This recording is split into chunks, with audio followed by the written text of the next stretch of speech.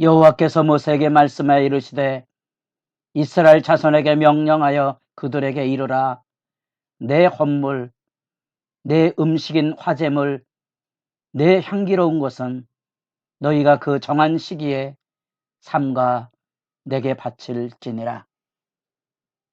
새벽을 깨우는 거룩한 기도자 여러분, 주님 앞에 나아가는 경배의 복된 시간이 늘 주 안에서 새롭기를 소원합니다. 오늘 우리가 읽어갈 말씀은 민수기 28장 1절에서 15절까지의 말씀으로서 이제 인구조사를 통하여 약속의 땅으로 돌아가는 여정 가운데 하나님의 율법이 다시 확인이 됩니다. 그 핵심에 하나님께 드릴 제물의 규례가 나타납니다. 조금 지루한 부분일 수 있지만 레위기 말씀을 읽으면 누누이 얘기했습니다. 하나에서부터 10까지, 머리부터 발끝까지 무엇을 해야 되느냐? 하나님의 말씀과 하나님이 주신 은혜와 구원을 기억하고 사는 삶의 실천을 일상 안에서 매일, 매월, 매년 지켜야 될 규례가 있다는 거. 하나님의 은혜의 관계를 잊지 말아야 된다는 겁니다. 우리가 만약에 이런 신앙의 율례를 잃어버리게 되면 약속의 땅에 들어갈지라도 결국은 이게 무너져서 결국 그 땅에서 그들도 슬프고 아프지만 가나안 족속이 이스라엘 백성에게 진멸당했던 것처럼 이스라엘은 하나님의 백성이 아닌 하나님의 도구로 갈대 백성들에게 진멸당하게 될 것이거든요. 하나님이 우리를 구원으로 부르신 구원의 목적이 무엇입니까? 우리 장로교회 신앙의 교범의 대소일의 문답의 제 1문이 무엇입니까? 사람이 제일 되는 목적이 뭐냐는 겁니다. 하나님이 우리를 구원하시는 구원의 목표가 뭐냐는 겁니다. 하나님을 기뻐하고 영원토록 그를 즐거워하는 겁니다. 그게 예배입니다. 예배는 주일날 11시 땡 치면 시작이 되는 게 아닙니다. 예배는 우리의 일상 안에, 우리의 모든 삶 안에 하나님이 가장 중심이 돼서 하나님 앞에 구원받은 사람으로 복되게 살아가야 하는 거죠. 복되다는 말을 잊지 마십시오. 사람을 구원하고 살리는 겁니다. 하늘의 행복을 가지고 사는 겁니다. 땅의 어둠, 쾌락의 지배가 아닌 사랑과 평화하고 사람을 존중하고 살아가는 복의 근원된 삶을 사는 게 예배입니다. 그런 점에서 약속의 땅에 대한 진군나팔을 불기 전에 이스라엘 백성들에게 땅의 분배에 대한 그 거룩함을 보여주고 이제 그 땅에 들어가서 해야 될 가장 중요한, 그래서 하나님께 어떻게 예배하며 살 것인가, 언약 관계지요. 레위기 말씀에서 우리가 보았던 그 규례, 민수기 15장에서 보충되었던 그 규례, 우리가 이후에 살펴볼 신명기 말씀을 통하여서 우리가 살펴볼 그 규례, 그 제2규례의 중요한 확충이 여기 재강조되는 것은 구원받은 백성들이 하나님 앞에 어떻게 살아야 되는지를 일깨우고 있다는 사실입니다. 우리가 주님을 섬기는 믿음의 실제는 무엇입니까? 하나님을 기쁘시게 하고 또 하나님이 주시는 기쁨으로 충만한 삶 아닙니까? 그것이 제2규례입니다. 구약시대 때는 바로 이런 하나에서 10가지 규례가 주어졌습니다. 하나님이 정한 때 정한 제물을 뭘 얘기하고 있습니까? 마치 신앙의 어린 신자들을 하나에서 10가지 가르치는 신앙의 교훈들입니다. 훈련해야 될 부분입니다. 우리가 예수를 믿지만 예수 믿는다는 게 뭡니까? 이런 훈련이 여러분들에게는 없다고 생각합니까? 그런 훈련이 신약에도 분명히 나와 있습니다.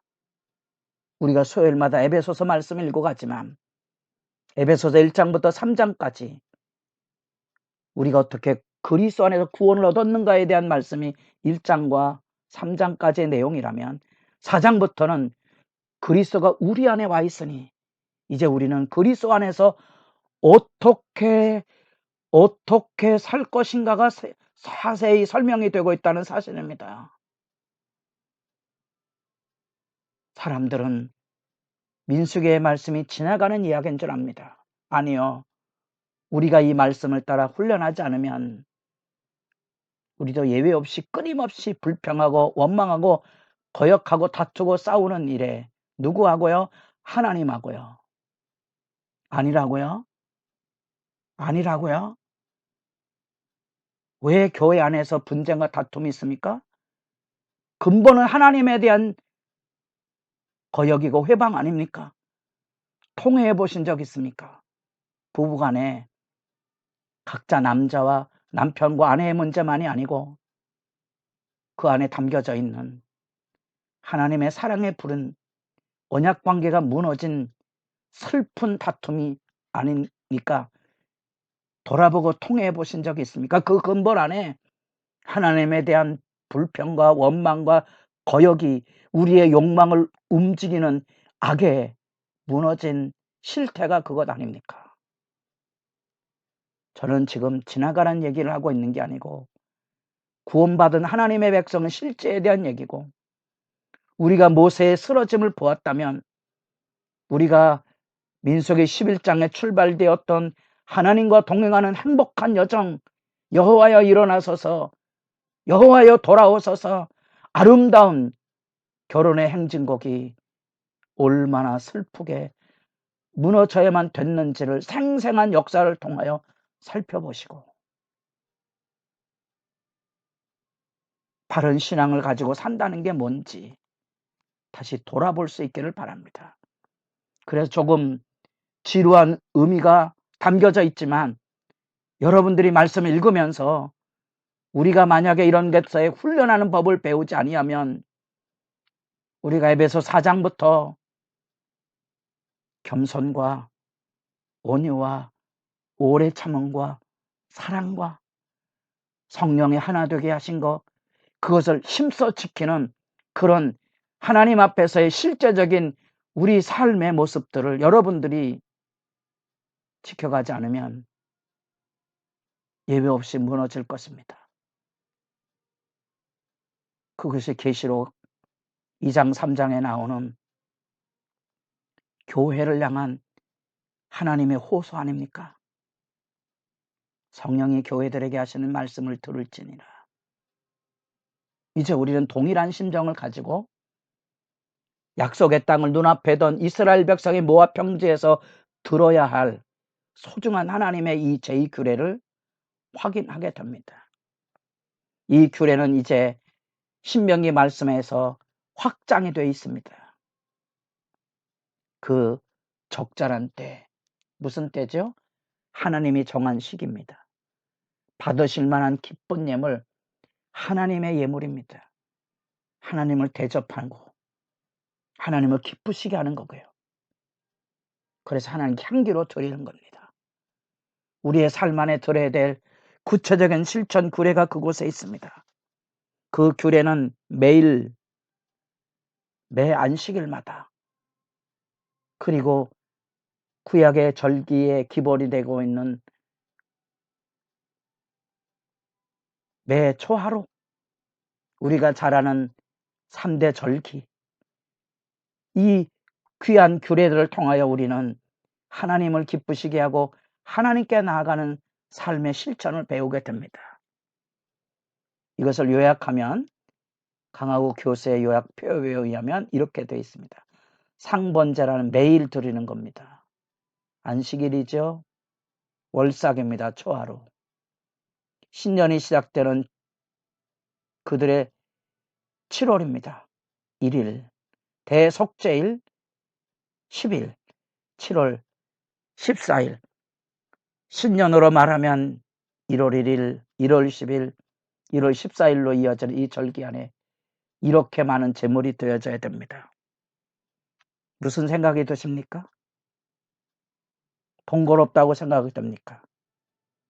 이건 하나님을 기쁘시게 하는 것뿐 아니라 그 역으로 생각하시면 그 땅은 하나님이 복주식으로 예고된 축복의 땅이라는 겁니다. 이 풍요가 전제되지 않으면 이게 드릴 만한 게 어디 있겠습니까? 학자들이 조사를 해봤습니다. 매년 얼마나 드리는가? 소를 100마리, 새끼 양을 비롯해서 양을 1000마리씩 드려야 되고요. 1톤의 밀가루와 1000병의 올리브 포도주를 드려야 된다는 겁니다. 풍요의 소산을 거두게 하시겠다는 겁니다. 그런 점에서 지금 우리는 이 말씀 앞에 이런 하나님 앞에 드리는 언약 관계, 우리를 구원하시고 복 주시는 하나님 앞에 보답하며 은혜를 기억하고 그 풍요의 마음을 가지고 서로를 사랑하고 존중하는 실천이 필요한 것을 새삼 생각합니다. 우리가 이렇게 하나님의 말씀의 율법의 규례를 기억하고 하나님의 말씀 앞에 경외하고 살아가야 될 이 소중함이 잊혀지면 세상의 어둠으로부터 벗어나지 못하는 거죠. 현대사회의 비극은 뭡니까?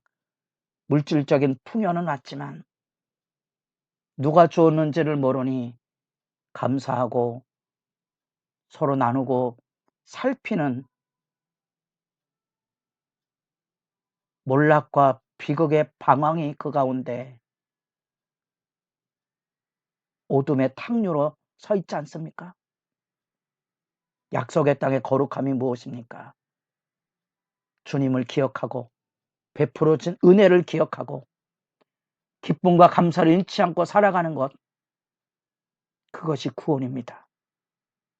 거룩함과 복된 풍요를 지향하는 구원의 길에 여러분도 복되게 승리할 수 있기를 바랍니다.